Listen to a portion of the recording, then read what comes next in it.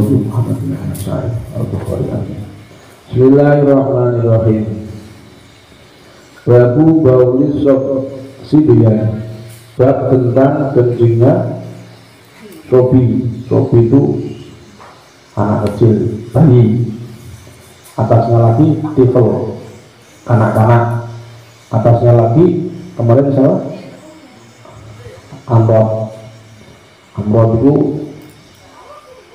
bawahnya, atasnya lagi ada murahek.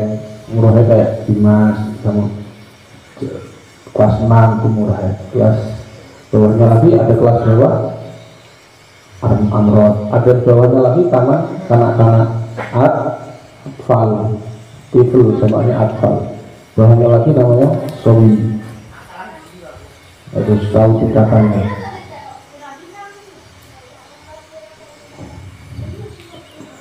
Bismillahirrahmanirrahim. Hadatsana Abdullah bin Yusuf qala akhbarana Malik an Hisham bin Urwah an Abihi an Aisyah ummul mu'minin annaha qalat utiya Rasulullah sallallahu alaihi wasallam bisawbiyyin fabala ala thawbihi fada'a bima'in fa'addahu iyyahu. Hadatsana Abdullah bin Yusuf qala akhbarana Malik bin Ibn Shihab bin Ubaidullah bin Abdullah bin Utbah an Ummi Qais binti Mihsan annaha atat bibnin laha saghirin lam ya'kul at-ta'ama ila Rasulillah sallallahu alaihi wasallam fa ajlasahu Rasulullah sallallahu alaihi wasallam fi hajrihi wa bala ala thawbihi fada'a bima'in fanadhahahu wa lam yansilhu.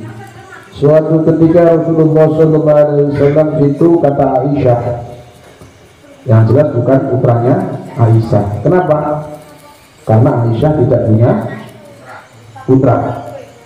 Kenapa Allah memberikan Aisyah tidak punya putra padahal Allah mampu semampu-mampunya? Karena dengan adanya tidak punya putra ini, beliau sibuk dengan ilmu, sehingga ratusan ulama itu mengambil ilmu dari ulama-ulama yang itu pengen tahu kejadian Nabi, tidak akan bisa kecuali melalui Aisyah. Coba kalau Aisyah punya keturunan seperti istri-istri beliau yang lain, maka akan repot menyusui, akan repot mendidik dan lain sebagainya. Tapi Allah ada hikmahnya, yaitu tidak diberi Allah Ta'ala tidak mengizinkan Aisyah belum punya keturunan, maka dari Aisyah radhiyallahu anha itu muncul ilmu-ilmu agama. Seandainya tidak ada Aisyah, mungkin kita nggak ngerti bagaimana Nabi cara menyisir rambut, bagaimana Nabi ketika terkencing anak kecil, tidak tahu. Karena yang tahu suami adalah istri. Siapa yang tahu lejan itu parunan kalau tidak Busri? Kan nggak ngerti, tidak ada yang tahu. Maka untuk mengetahui riwayat dari lejan ini bagaimana, maka kita harus melalui Busri, misalkan begitu. Jadi itu adalah contoh. Nabi dikencingi suatu ketika Rasulullah Shallallahu Alaihi Wasallam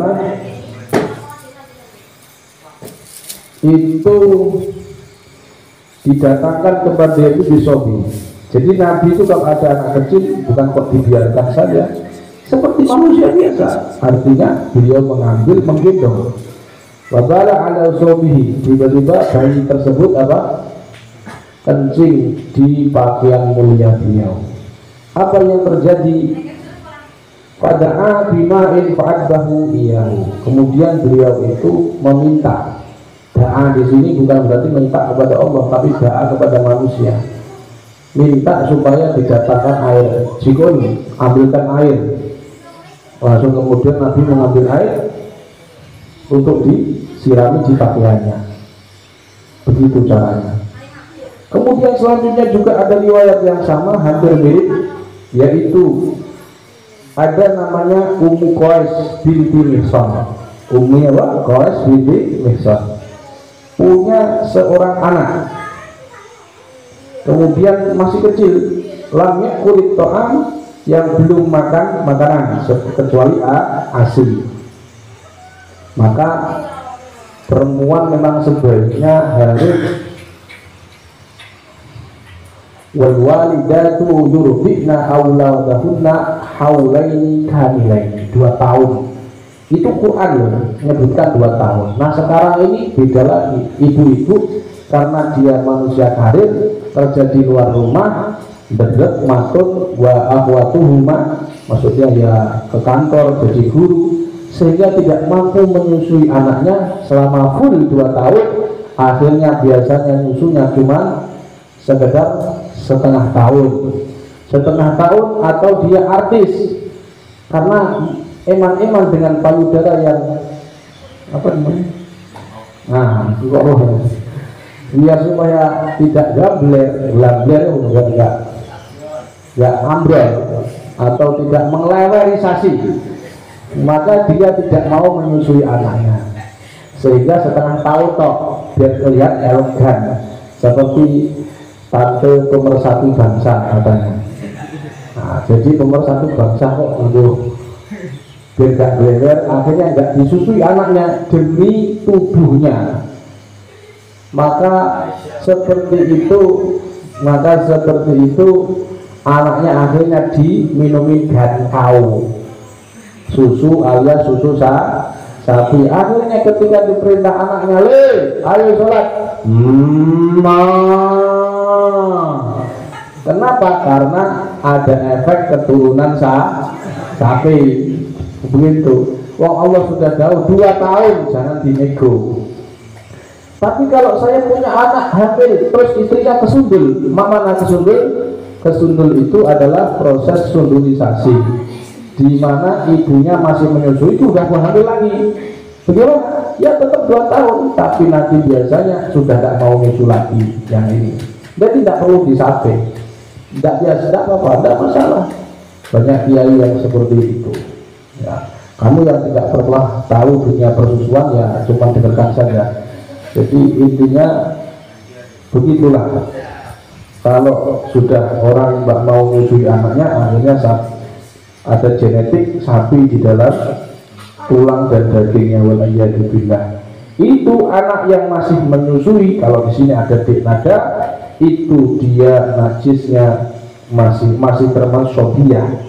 Tetapi ulama Syafi'i mengatakan kalau perempuan, jadi kalau ini saya teruskan lagi, fa'ajlasahu Rasulullah SAW bihajrihi, Rasulullah mendudukan di pangkuannya, kemudian anak tersebut kencing, fabala ala tawbihi fada'a bima'in fanabrohadi, jadi kencing tersebut tidak dibasuh, walam yagsilhu, Nabi tidak membasuh bekas kencing dari anak tersebut yang belum makan apa-apa, belum makan seperti Ardi memakan semuanya, makanan kelinci dimakan, makanan Mbah Joyo dimakan sikat habis, tidak seperti Ardi itu, tapi hanya makan ASI, prakteknya seperti Dinada. Nah itu kalau kena kencing tidak dibasuh, maka jangan repot-repot. Orang yang nggak tahu ilmu fikih akan merepotisasi. Anak kecil dia kencing, ibunya panik, ini kena kasur piye, kena kasur biasa, kena kasur pergi itu selesai. Kalau pengen nggak pengen wangi, masih aja semprot wangi-wangian, nggak perlu di PP, enggak, cuma dipersih. Nah betah ke sini, tapi nggak betah, kalau tidak betah ya dijemur, tapi nggak ada kepanikan. Tapi menurut mazhab Syafi'i memang yang perempuan itu kalau belum makan apa, walaupun belum makan apa-apa, kalau perempuan itu menurut mazhab Syafi'i ya itu masuk najis adalah mutawassithah, walaupun belum lam takulit to'an, belum makan apa-apa. Kenapa? Karena sudah diteliti menurut penelitian Imam Syafi'i mungkin. Karena di sini bahasanya sobi, anak perempuan laki-laki, bukan sobiyah. Ini harus dipahami. Ibni laha sobi.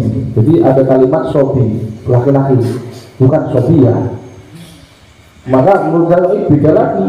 Sapi nek perempuan itu beda gestur najisnya, uyuhnya itu beda dengan laki-laki. bahkan keluarnya juga sama antara tit dengan itu sudah beda, itu sudah jelas, perbedaannya sudah jelas. Tetapi najisnya juga beda. Kalau laki-laki, dan itu kalau laki-laki cukup dibersihkan, cek, jadi misalkan begini. Bagaimana kalau di karpet? Nah gampang, ini lihat, nggak perlu dicuci karpet semua. Ini karpet selain najis itu dicuci enggak. Nah, jadi kalau dia kencing di sini, cuma ditarik, dikasih air, digeruduk, nggak usah dikupas, diperciki sambil air, selesai. Kasih kalau pengen masih keles kan, kasih air tisu, selesai baunya, kasih air beres. Seperti itu. Nah, kalau najisnya najis sudah mutawasitoh, bagaimana? Seperti telek dan sebagainya. Ya ainiyahnya dibuang, atasnya dibuang, gosok terus diambil kesut bawahnya, nggak masalah. Yang penting kering. Kalau bawahnya di bawah ini kering, atasnya basah kering, nggak masalah. Apa hikmah dari hadis yang diriwayatkan Imam Bukhari ini? Yang pertama yaitu Nabi itu seperti kita manusia biasa, tapi lakal bashar, kemuliaannya tidak sama. Nabi juga ketika ini digendong, tidak dibiarkan, walaupun beliau itu luar biasa, manusia paling mulia, melihat anak kecil, beliau juga sama, diambil, dibasuh, tidak dibiarkan ngurus untuk disebuli disuwi gitu, berkata setan ya, tak suwi gitu, enggak, digendong sama Nabi juga, dikencing kan. Saya pernah juga dikencing. Nah, yang kedua adalah tidak perlu panik menghadapi najis. Islam itu mudah. Jadi seperti itu.